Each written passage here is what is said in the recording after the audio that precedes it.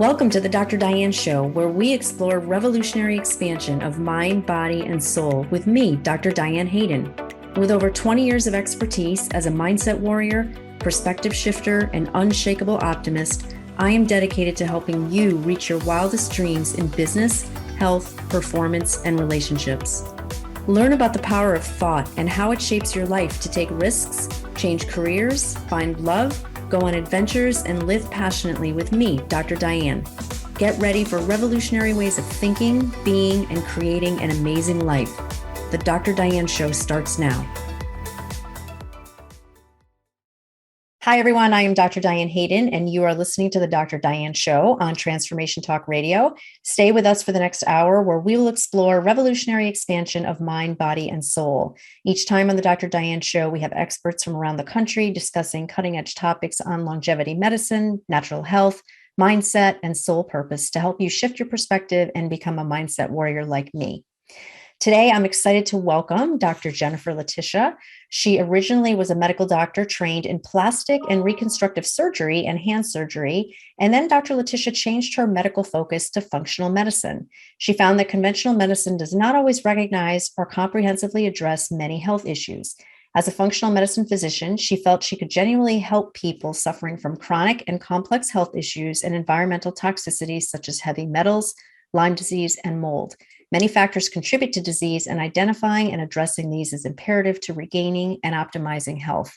Dr. Letitia understands, too, that the body is an integrated whole, and addressing lifestyle factors and emotional well-being is also critical to living a healthy and fulfilled life. So welcome, Dr. Letitia. How are you today? I'm great. Thanks so much for having me on your show.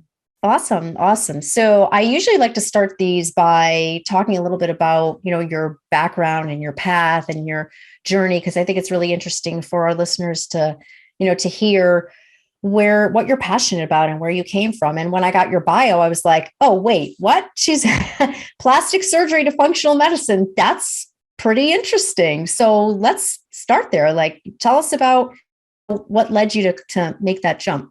Okay, sure. Well, first of all, I went surgery because I had my mother was a plastic reconstructive surgeon, the first one in New England for 20 years. Wow. Retired when she was 88, and the hospital threw her retirement party. And so since I was little, I always wanted to be a doctor, had a lot of influence from my mom. She had her office at home. And so being a surgeon, that was my mother being a surgeon, that was my main influence. So I went into surgery, became a plastic surgeon, also did fellowships in hand surgery and cosmetic surgery, and started private practice. And it was great in a lot of ways, but it was a lot of work. And I started having kids, and I started working with my ex-husband. And so I basically left medicine and worked with my then husband, helped him a lot. And then later in life, I decided that I wanted to find something that I could be passionate about. And in doing so, first, I was initially interested in neuropsych. I always found that fascinating. But then, as many of us do, as we get older, I came down with my own health issues. I got Lyme 3 times, and I was diagnosed with an autoimmune disease, actually diagnosed myself because my conventional medical doctors missed it. And so as I started reading more about these chronic diseases and learning more about the suffering that people go through and how conventional medicine is great for dealing with acute issues and also for dealing with things like, they have medications to treat symptoms, but they don't always get at the root causes of disease.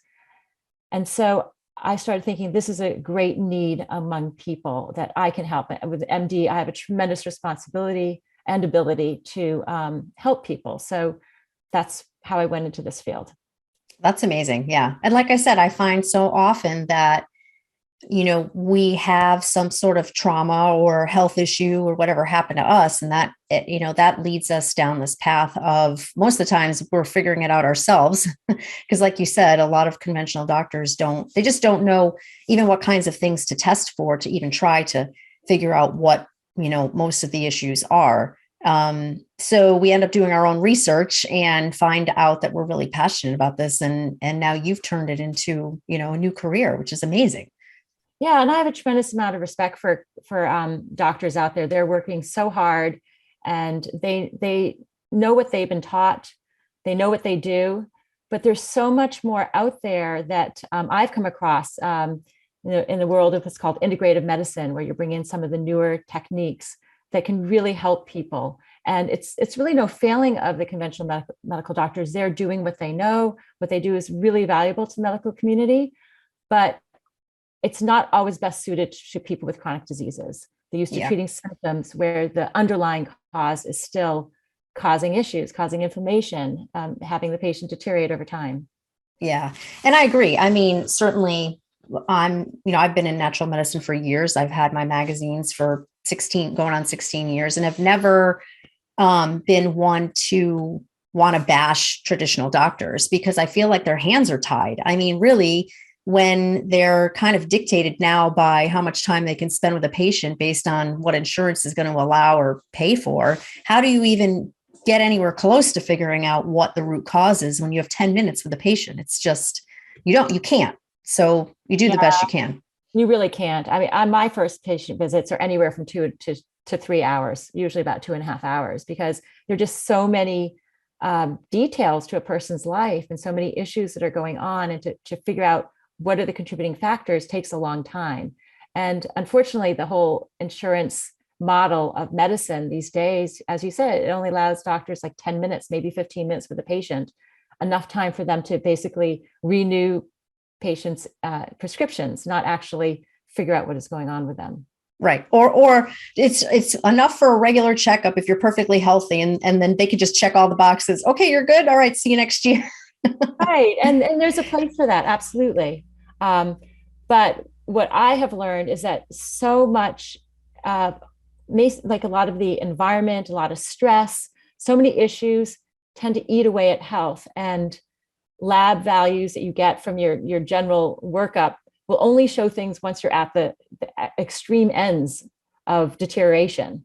And what we can do is figure out what is going on today and how can we maximize that. And maybe some of these symptoms that you've been told that you can live with that, oh, it's all part of old age. Well, that's not necessarily true. These are things that we can actually help you with, help you get better, optimize your health. Yeah, that's awesome. So you mentioned environment, and that leads me into my next question with you. You do a lot of work with helping people who've been exposed or have environmental toxicities, and we mentioned Lyme disease and mold. So let's talk about those things, specifically environmental toxicities, because I think that for a lot of people, they may never even think about, and I'm just going to use something really simple, the fact that something in their home might be causing their health issue. So how did you get interested in that, and kind of just, take us down that path? How do you help people figure that out? Well, if you look at like what's happened with Americans in particular, how they have this explosion of autoimmune disease, explosion of diabetes, explosion of cardiovascular disease and obesity, it all kind of coincides with like the 1950s when we started having all of this, additives to food, like fabricated foods. You're not actually eating whole foods, vegetables and fruits and meats. If you look at a box of anything you buy at the supermarket that has, 10 or 15 ingredients, and many of them are additives. And what we found over time is that these additives directly interfere with how the biochemical processes in your bodies work. And so what I try to explain to my patients, if you had a headache and you took a little tiny aspirin pill, it'll make your headache go away. So you can imagine if you're eating full platefuls of food every day that are filled with additives and dyes and preservatives. I mean, those preservatives preserve your microbiome in your gut, which is like one of the basic things of health. Yeah, it's pretty amazing. I mean, when you think about it and you walk down any grocery store and you just grab stuff off the shelf. And I mean, with all the experience and knowledge that I have, half the time I don't even know what some of these ingredients are. And it's just, I've gotten to the point now where I tell everyone, and I obviously do this myself, shop the perimeter. And if you have to find something on one of the middle aisles, the least amount of ingredients as possible, and understand it. Like if there's something in there that you have no idea what that is, I don't know. I mean, I don't want to put it in my body. Yeah, that's true. I was just reading about an interesting study this weekend that they looked at a town in Texas, And they looked at like where a lot of these chemicals are being produced and released in the environment. And they found that for every 1,000 pounds of chemicals that are released into the environment, it increases learning disabilities by 41% and the rate of autism by 60% in this particular study in Texas. So that's incredible. I mean, so dramatic. And you look at the rate of autism has just skyrocketed in this country. And you think about if you treat autism, dealing with like helping them to get rid of the high mercury in their levels in their bodies, and eating organic where you're trying to minimize some of the chemicals, those things can have huge impacts. Yeah, I mean, it is so amazing how much nutrition can affect, everything from, kids to any age really. And just simple changes like that, like removing a lot of sugars, or like you were saying, that additives can completely, I mean, I've seen it reverse some people's health issues with no other medication or drug or any kind of, surgery or anything like that. It's just really, it's fascinating to me that we still, mainstream doesn't place more emphasis on how important this is. Everything you're putting in your body is making a difference, either in a good way or a bad way every day. Yeah, absolutely. I think from my experience in medical training, and I was in medical training until I was 32 years old. So that's a long training period. I think a lot of it is structured as see one, do one, teach one. It's kind of a vertical, you learn from those above you and you learn your skill, and that's what you know. So I just think that there are definitely a lot of conventional medical doctors that incorporate nutrition and stress into their practices and dealing with patients, but it's not really what they're thinking of necessarily. Focusing on the acute issues that are right at hand, the heart attack or the stroke or the diabetes, managing the insulin. So they don't really have time to do that, and particularly not, as you said, in like the 10 or 15-minute visits that they have with the patient. Right. Yeah. So if let's talk more about environmental toxicities. What about in someone's home? I mean, we've been talking about food, but I know, obviously, I think people are more aware of also, personal care products, things that we put on our body, just as important as what we put in our mouth, for sure. So, our everything in the bathroom, basically lotions and shampoos and whatever, all those things we have to be aware of. But what about other things in the home that maybe somebody might not even think about that might be causing a toxicity? Well, oftentimes we'll see, someone who'll get very sick, maybe 6 months after they've had a home renovation, because as they're breaking down walls, those chemicals that are in the wallboard are coming out, or they'll buy new furniture and you have off-gassing of chemicals directly from furniture. So that can be a definite source to people who are sensitive, for sure. And then in terms of, as you said, like any of these products that we use, personal care products of all sorts, there's a great group called Environmental Working Group, ewg.org. And if you look at ewg.org/skin deep, you can actually plug in your personal care products and see they will rank them from 1 to 5 or 6 of how are they clean products or they have chemicals, and they'll actually list what the carcinogens that are in them are. So it's a pretty cool site. So I use that always to buy my personal care products. Yeah, I've used it too, and it is awesome.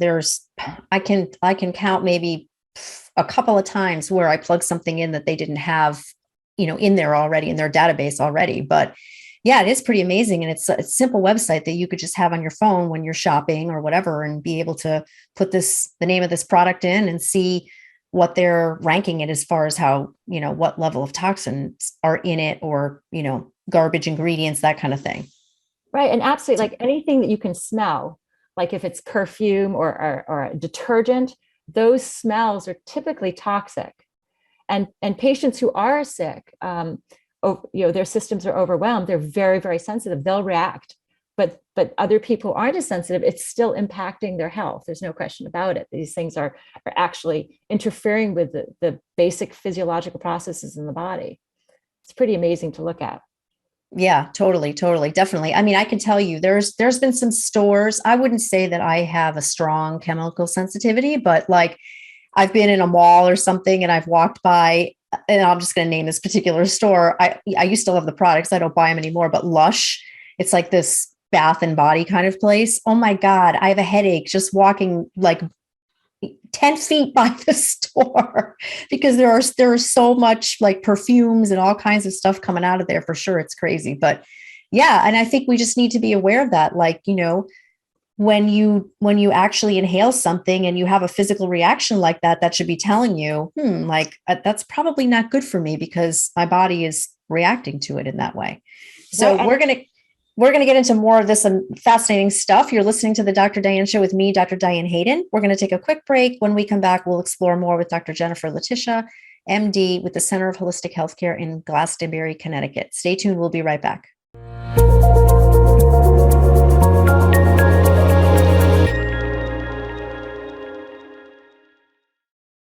We're back in the Dr. Diane Show with me, Dr. Diane Hayden. Before we continue, I want to make sure everyone knows how to contact me. You can find me at www.drdianehayden.com or either of my publications, www.naturalnutmeg.com and www.essentialnaples.com. And you can find more info on Dr. Jennifer Letitia, MD, at www.ctr for holistichealthcare.com. That's C as in cat, T as in Tom, R as in Robert, for holistichealthcare.com. So welcome back, Dr. Letitia.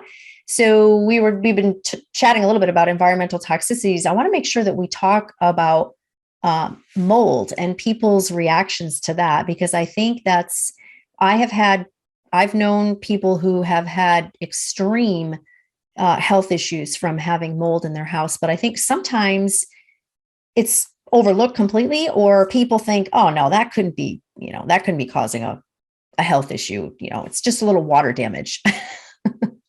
So tell us what you've seen and your thoughts about that. Yeah. So most people and even practitioners, they really are only aware of like a mold allergy, which is it's a branch of your immune system called the IgE response. So if you had, let's say, a bee sting or peanuts, or you're allergic to, cigarette smoke, you might get a stuffy nose and all.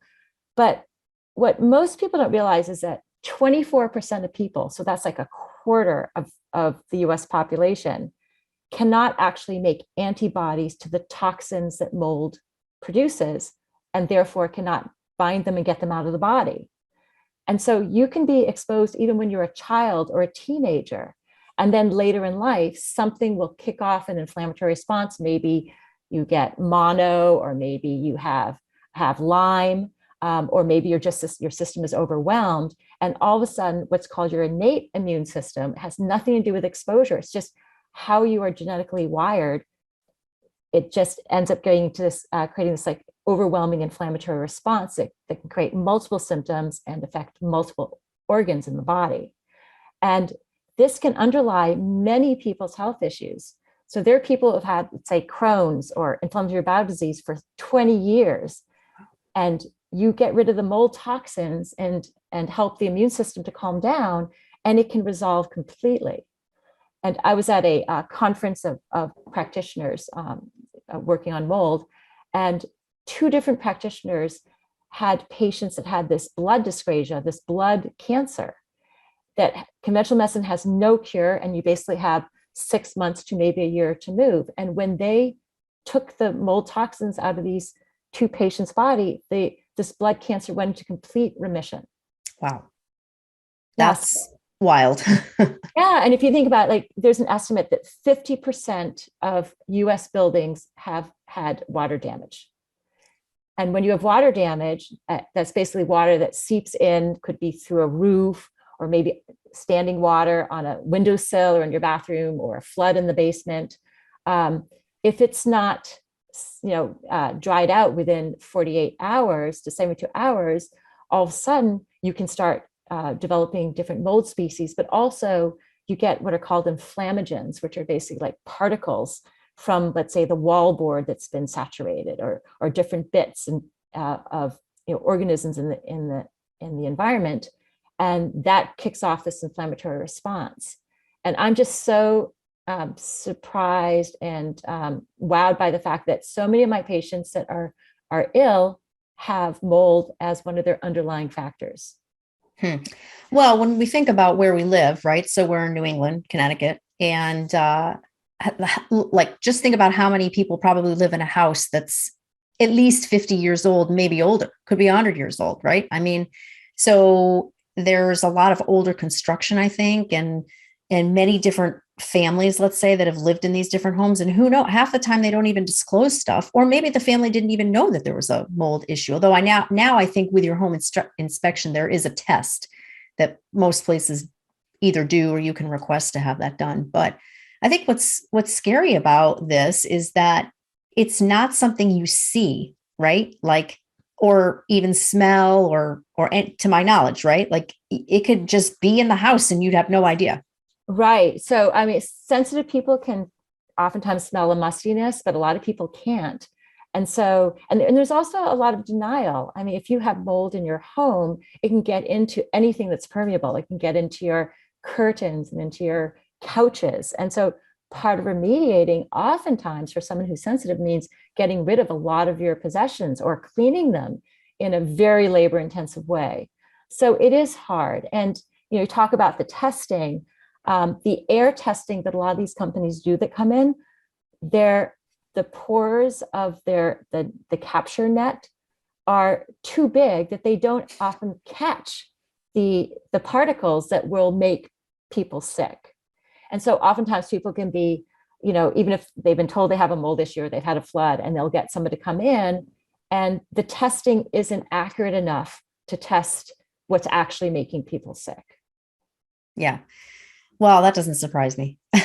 Yeah. And the other thing too is that someone might have flood in the basement, but if they have central air, then the mold spores are going to go everywhere. They're going to get, basically go to all the different rooms in the house. And so someone might remediate their basement, but they're still getting exposed to the mold or the mold particles throughout the house. And then, gosh, I didn't even think about that, but you're absolutely right. I mean, it's not necessarily isolated to one particular area based on how you heat and cool your house. And yeah, that's crazy. Right. And they have, different companies come in, and oftentimes what they do is enough for somebody who might have an allergy or the regular person. But for the 24% who are very sensitive, it oftentimes isn't enough. So even like the fogging techniques, it might kill the molds, but the bits of the actual mold cell membrane or the toxins are not alive, so they're not getting killed. And unless they're, HEPA vacuumed and wiped up, the person can still be reacting to them. Right. So what do you recommend in that case? Because it seems to me like no matter what you did from any other kind of standpoint, nutrition or testing or supplements or whatever, if you don't get rid of the mold, that problem's not going away. Right. That's true. And what we're talking about is like, if you don't get rid of the mold in your body, because like somebody may have been exposed, as I said, as like a teenager, maybe in their 20s, and now they're in their 40s or 50s. And if they were in an environment that's moldy enough for a long enough period of time, then the mold will essentially colonize in the nose and the gut. And so those organisms in the nose and the gut are now creating their own toxins. So treating is going to be getting rid of the toxins, but also treating this sort of mold fungal overgrowth. But in terms of if you have somebody who just has like one symptom, typically that's not an issue. But what mold will do is kick off what's called CIRS, C-I-R-S, chronic inflammatory response syndrome. So typically it's for people who have multiple symptoms going on. So maybe they're anxious and they're having trouble sleeping, and then they're having sharp shooting pains, and they're exhausted all the time. Those would be multiple symptoms that affect, different parts of the body. That's when you start thinking, could this be mold that's underlying or contributing to whatever disease process is going on? Yeah. I mean, you really have to be a detective. And I'm sitting here thinking, like listening to what you're saying, and then just thinking about, all the other things that you do, the other health issues that you treat, like Lyme or autoimmune disease. I mean, there's so many layers, right, of trying to get to the bottom of what it is. So let's say somebody comes to you and presents with certain things. What's the process? Like, I guess just take me through what it would be like to work with you. And we could pick any number of symptoms And what do we do? What do you talk to me about? What kinds of testing do you do? Tell us about that. So some of it will depend on what you come, but initially there's just a thorough history taking. So it's basically what has happened, and then what are your exposures? Do you have mercury cavity fillings, amalgams in your mouth that could be causing a mercury exposure? Have you had Lyme in the past? Have you possibly been exposed to mold? So it's basically a complete history. And then what is your dietary history? What do you eat day and night? Are you getting a nutritionally dense diet? If not, that's something that we would talk about and work with. And then what are you taking into your system, whether it's food or as you talked about before, like personal care products that might be causing inflammation. So a lot of what we worked about is getting rid of the things that are going to cause inflammation. And so with diet, it's like, having an anti-inflammatory diet that's going to heal as opposed to contribute to any sort of chronic symptoms that are going on. So let me stop you there. Because I think some people might say, well, what's an anti-inflammatory diet? So just explain that for us. Yeah. So there is a physician, Dr. Terry Walls. I mean, it's just a great story to hear. And when she was in her 20s, she was a medical doctor in her doing research and studying, and she was diagnosed with multiple sclerosis. And within 4 years, she was in a wheelchair. She didn't want to accept the diagnosis and the prognosis of basically deteriorating until she died. And so she did a whole lot of studying and research and basically came up with anti-inflammatory diet that I tend to follow. And within another 4 years, she was riding a bike with her kids. And at the age of 60 something, a couple of years ago, I started doing the chicken dance on stage at a conference. So, and I've had this for myself. I mean, I had antibodies to my thyroid that were, 1,400 antibodies. Anything over 700 is severe. And with basically just eating a clean diet, within a year and a half, my antibodies were down to 19, almost in remission. Wow, that's amazing. So clean diet. Yeah. Tell us what you mean. Okay. So there's certain foods that we know are inflammatory in most people. So that's things like gluten. And there are ways that I can tell you how that creates inflammation. Dairy can be incredibly inflammatory to a lot of people. It's high in sugar. It creates a mineral imbalance. We tend to be very high in calcium, which creates issues with how the cell membranes absorb nutrients and get rid of toxins. Corn can be very inflammatory. Most of the corn in this country are what's called GMO. And I used to think like, okay, so who cares if, you grow products that are resistant to organisms? What's the problem? Well, the problem is that we have evolved over, centuries along with our microbiome, the organisms in our gut. And we've evolved. And so that we work synergistically with these organisms in controlling our health. And if now with GMO, you create a molecular sequence by, let's say, taking tomatoes or salmon and putting in tomatoes, which literally happened, a sequence to make them more orange and more hardy, our body doesn't recognize the molecular sequence. And so genetically, we don't know what this is, and it can create an immune response. Basically, we're saying, what is this? How is it any different than, say, a bug that's come into your system? And so you create an immune response to this sequence, and that contributes to inflammation. So corn can be inflammatory, and it happens to be GMO, and it's very high in toxins, unless it's organic. But even organic things can be high in metals like thallium, and there can be, a lot of organic produce can absorb chemicals from the airs from surrounding farms. So, we're constantly being exposed to things. But anyway, so soy is also something that can be very inflammatory to some people. So typically what I would say if you were really ill is let's try 30 days of eliminating these from your diet. But other ways, if someone didn't want to do that, then there are food sensitivity testings that we can do where we actually look at your own immune response to particular food matters. So you can actually see that you're reacting to dairy, or you are reacting to eggs. for example. Right. And you might not know that because I actually had a food sensitivity test done over the summer. It was so interesting. I knew that I was having some mild issues with whey protein. So I kind of knew that that was going to show up because I was having the physical symptom. But there were things that came up like basil, mushrooms, like sugar cane. I mean, stuff that if I ate it, it never had any kind of issue or anything like that. And I would never have known if I didn't take that test. So we're definitely going to talk more about that. You're listening to the Dr. Diane Show with me, Dr. Diane Hayden. We're going to take a quick break. And when we come back, we will be talking more about functional medicine with Dr. Jennifer Letitia. Stay tuned. We'll be right back.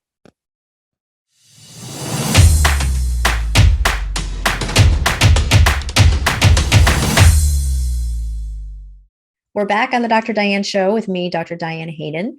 I am talking today with Dr. Jennifer Letitia at the Center for Holistic Healthcare in Glastonbury, Connecticut. You can learn more about her at www.ctr4holistichealthcare.com. So welcome back. We were just kind of touching the surface about food sensitivities and anti-inflammatory diets and all that. You had mentioned, people probably want to stay away from dairy and corn and soy. And what about there's certain it's just initially. I mean, right. So, Yep. So if you remove something that you think might be causing inflammation from your diet, let's say for a month, 30 days, then you can reintroduce it, and then you can see if you're reacting to it. Or, as I said, we could do the food sensitivity testing, which isn't. It's not like 100% accurate, but it's incredibly helpful.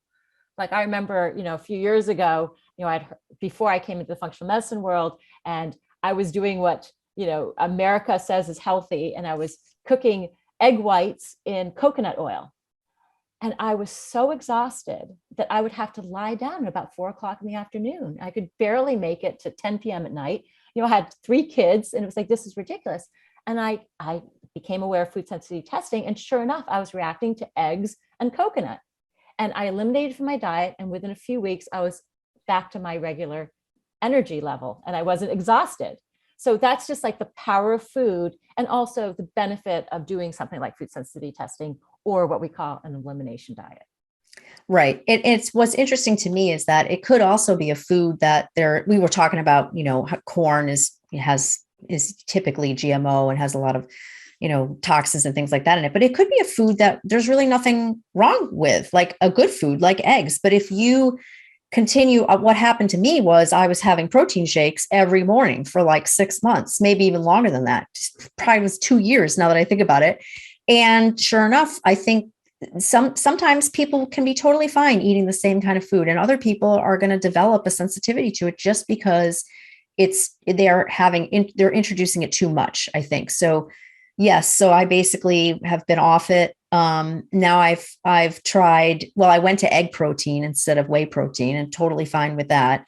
But I'm also not having the same thing every morning for breakfast. I think we tend to get into these habits, right? As our lives are so busy. Oh, it's just easy. I know I can make this shake fast and I'll just have that every morning. But you really need to have more variety. I mean, we really need to go back to eating seasonally, honestly, because I feel like there's a reason why there's seasons, right? Like part of it is what we're supposed to be eating nutritionally. We're not supposed to eat the same thing. And just because we can get strawberries in the grocery store in January doesn't mean we should be eating them or that they're even that healthy.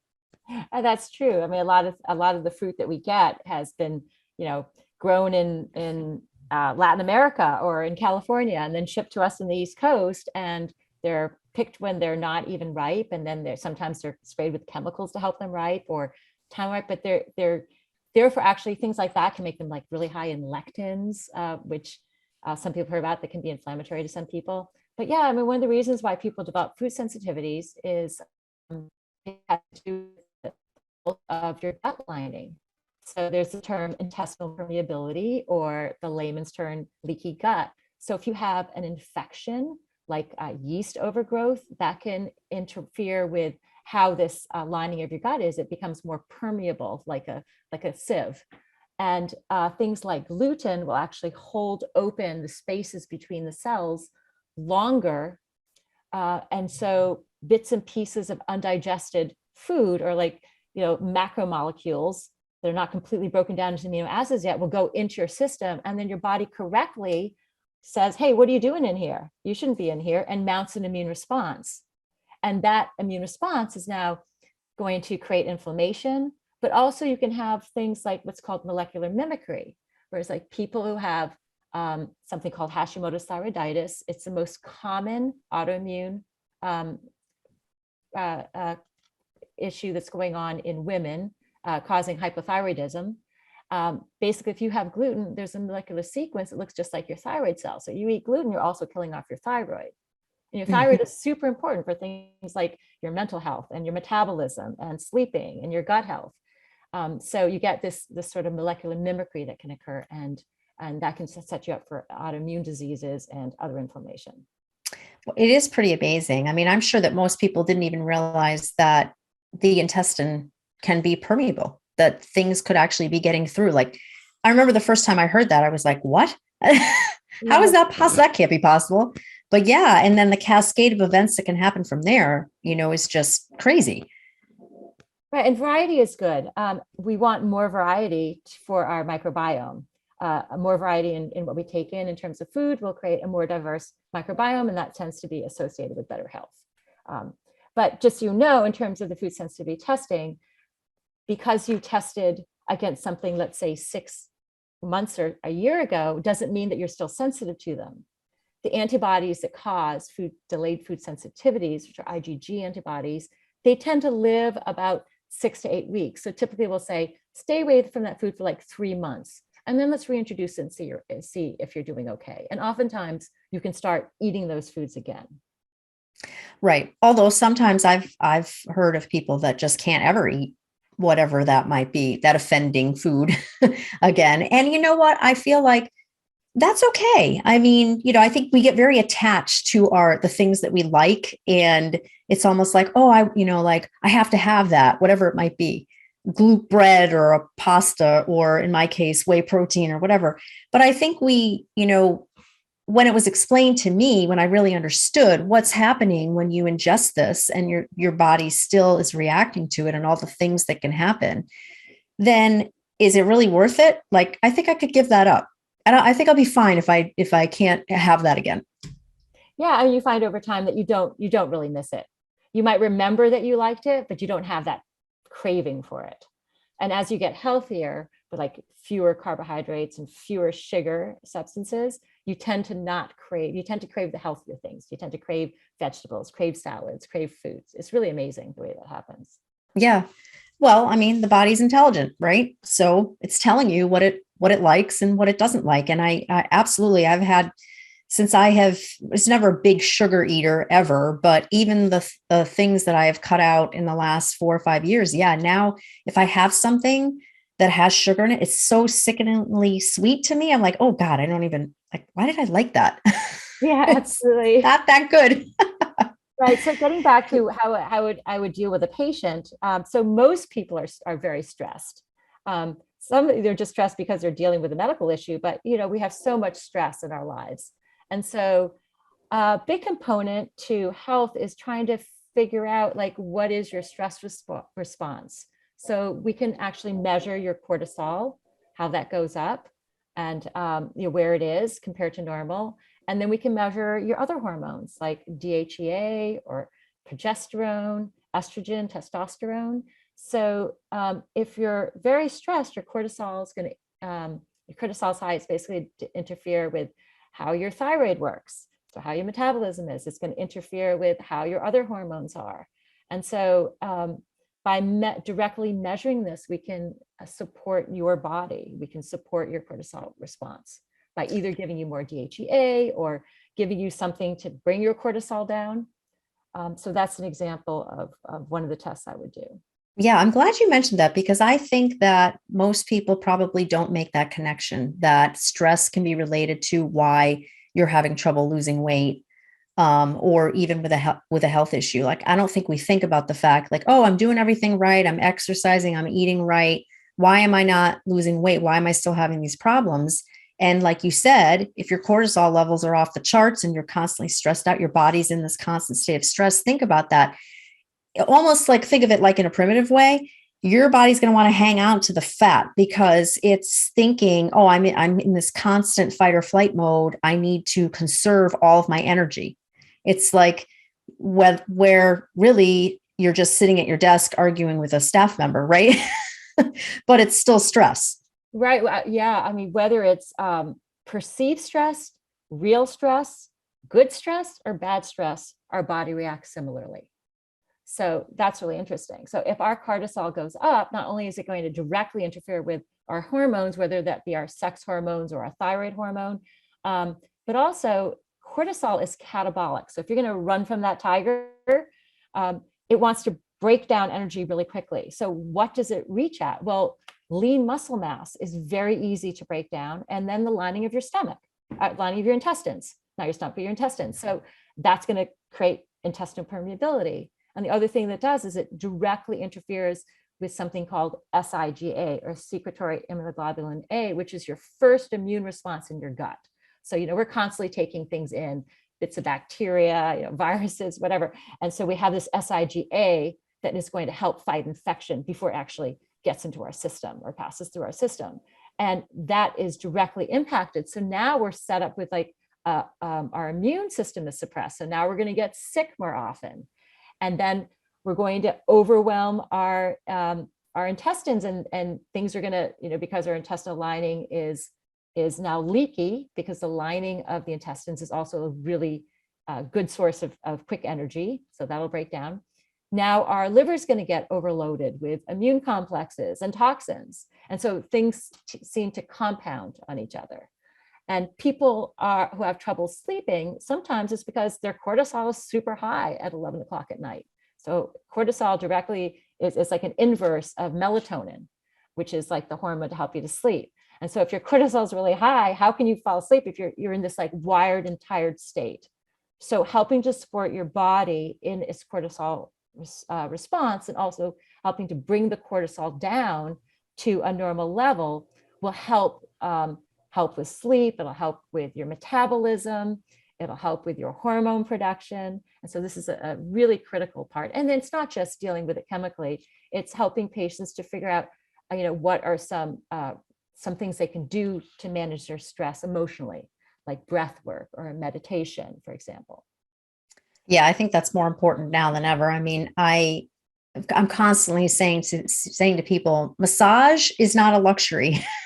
Massage is something that we all should be doing on a regular basis, or it doesn't have to be that, but I'm just saying, like a lot of people look at things like that, going to a spa or the sauna or whatever it might be as, like that's something that I'm just going to do to treat myself, like getting your nails done or whatever. Whereas we really should be looking at how many ways can we reduce stress, because it does play such a huge role in everything from why we can't lose weight to why we get sick to why we have other health issues. Like that should be the first thing that we look at. Okay, what can I do every day, every week that's going to lower my stress response? And I can't tell you how many people who've said to me that as soon as they go on vacation or once they have figured out how to reduce stress in their life, it was way easier to lose weight, way easier. And that it was like something that shocked them, because we're always thinking like, oh, we need to starve ourselves and we need to exercise more. That's how you lose weight.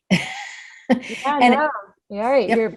Your body shuts down. It doesn't work that way. And one thing that's really interesting when you have, let's say, what I call a chronic invader on board, whether that be mold or Lyme, or perhaps a chronic virus like Epstein-Barr virus or cytomegalovirus, for example.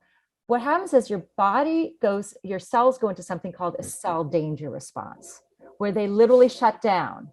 And if they're shut down, they're not going to create energy. They're not going to, the ATP, the mitochondria are going to create ATP as well. So you're tired all the time.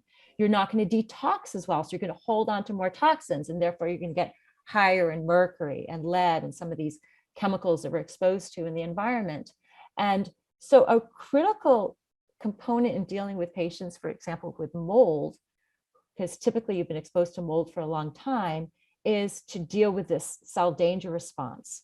And there's something called limbic neural retraining. So there's the part of your brain that is, that deals with emotions and things like fear is the limbic system. And so there are specific programs that I'll recommend to my patients to deal with to help to retrain this. And this also if you had, let's say, a lot of trauma growing up, whatever that might be, maybe an alcoholic parent or sexual abuse, your body is in this cell danger response. And it's really important to help your body know that it's safe. And then the cells know that it's safe. And then they can start working more optimally. Right. Do what they're designed to do. This is just fascinating to me when we talk about it at the cellular level and how much intelligence is there. It really is just, the body really is an amazing thing when you really sit and think through all of the different physiological systems for sure. So we're going to take a short break. This is the Dr. Diane Show with me, Dr. Diane Hayden. Stay tuned. We'll be right back with Dr. Jennifer Letitia.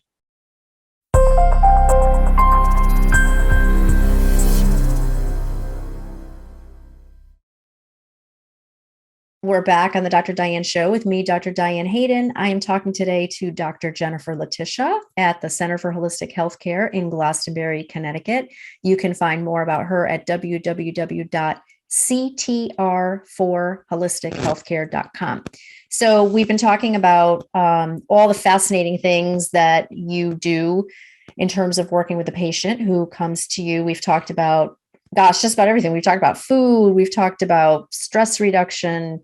What else? Like, what other kinds of things would you talk to a patient about, or other kinds of tests or things like that you would do to try to figure out what the cause of their symptoms is? Well, so many people, we think about, like, I always say, like, our health starts in our gut. And so a lot of people have GI symptoms and they may have been exposed to well water, and maybe they've traveled to Mexico or to Europe. And so evaluating like your gut health is another thing that we can do directly with testing, and basically see, do you have a parasite that might be contributing to your symptoms and making you sick all the time? Or do you have, we can look at like, how is your microbiome? Is it healthy? Is it a good balance of microbiota? So that's a test. And then talking about, what you were saying before about looking at the biochemical processes, there's a test that I use, which looks at what are called organic acids, where if someone has, let's say, anxiety or depression, you can literally look at the metabolites of the neurotransmitters, and you can see, oh my gosh, they're cranking away at their dopamine. We need to give the supporting amino acids, or basically like the building blocks, what protein is broken down into. So we can give the building blocks of serotonin or dopamine that can basically help stop cravings, for example, or help stop ruminating thoughts, or maybe help somebody who is anxious. I have a young woman who has been on some antidepressants and trying to get off of them. And by supporting her with basically amino acids, which are incredibly healthy, they're not a medication. It's what your body uses to create hormones and to create your neurotransmitters. She's been able to wean off of her psychotropic meds. So that's just an example of something we can do. And you can look directly at, let's say, what is the oxidative stress going on in your body? How are your vitamins working? Do you need more B vitamins?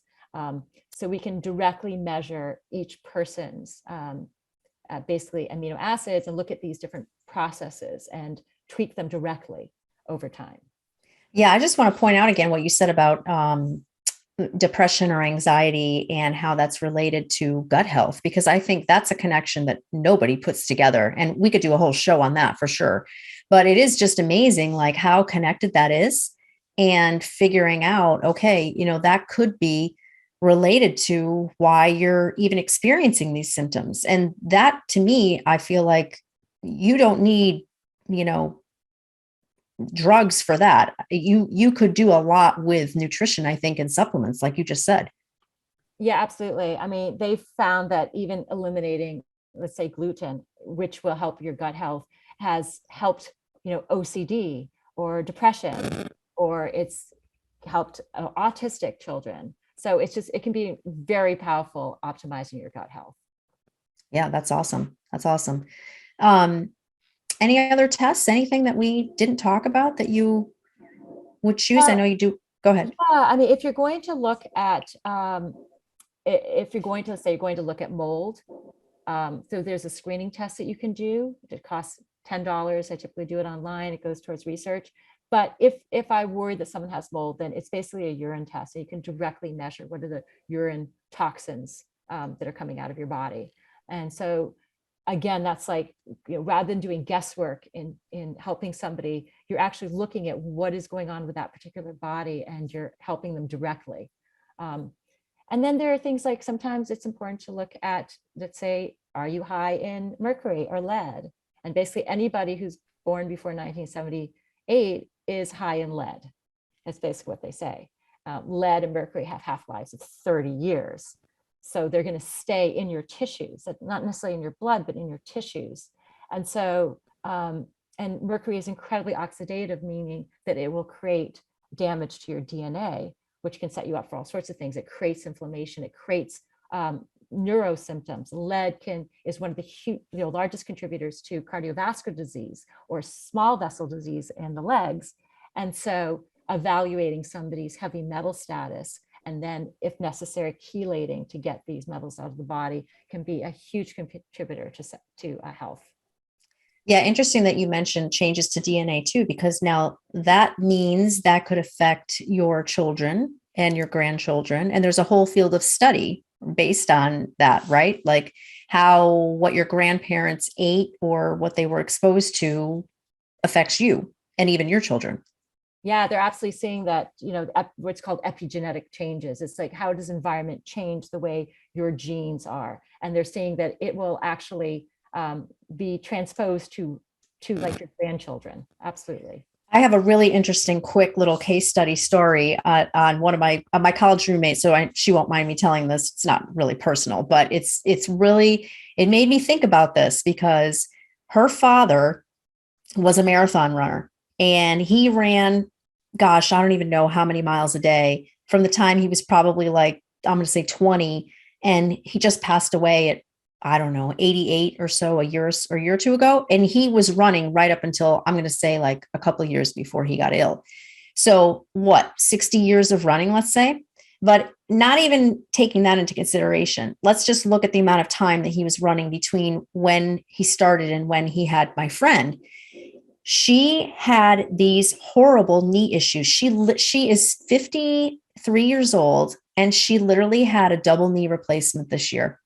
I mean, the doctors were like, that's almost unheard of, right? And she was she was an exerciser. She taught aerobics classes and things like that. And she played some sports, but she was not a hardcore runner or anything to do. She didn't do anything that you would think would have caused that much stress on her knees. But that to me made me think about it. I'm like, that's really interesting, right? Yeah, stress can have a huge impact on people and further generations, no question about it. Yeah.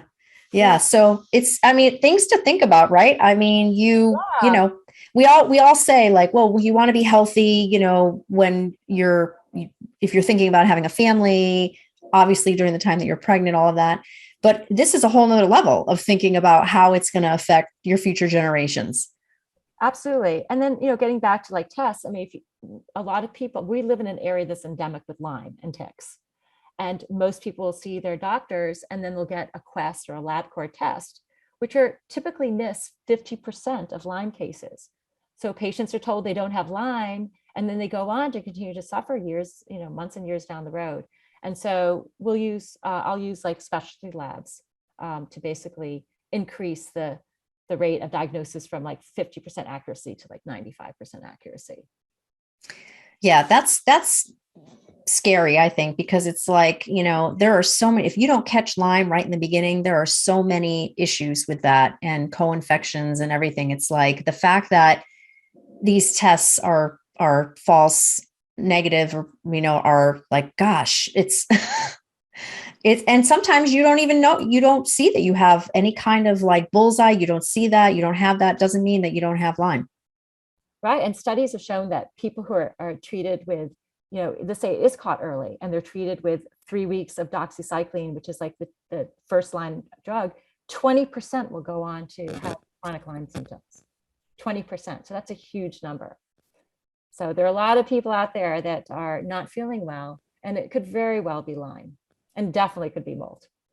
Yeah, absolutely. Absolutely. Well, you are a wealth of knowledge for us. And so, as we've been saying, you practice at the Center for Holistic Healthcare, which is in Glastonbury, Connecticut. And you have an office down in Fairfield County as well. Are you doing any virtual sessions? I do virtual for sure. I mean, fortunately, with like COVID, I can see patients first time around virtually. But Awesome. sometimes I have patients that, they can't make it to the office. I have a couple of college students that I'm seeing virtually. Oh, that's awesome. That's awesome. Well, thank you so much again, Dr. Jennifer Letitia. You can find out more about her at www.ctrforholistichealthcare.com. I want to thank you all for tuning into the Dr. Diane Show. Please join me the first and third Thursdays at 11 a.m. Eastern, 8 a.m. Pacific. Next time on the Dr. Diane Show, we'll be discussing more about the power of thoughts and beliefs and the impact they have on your life. Have a great week, and I'll see you back here next time. Thank you for tuning into the Dr. Diane Show, revolutionary expansion of mind, body, and soul with me, Dr. Diane Hayden. Tune in every Thursday at 8 a.m. Pacific, 11 a.m. Eastern on TransformationTalkRadio.com. Center your thoughts on what you want and shut the door on every suggestion of fear, worry, or lack from your own consciousness or the consciousness around you. Once you master that, everything is possible. To learn more about me, Dr. Diane, and receive a free digital subscription of my magazine, visit naturalnutmeg.com.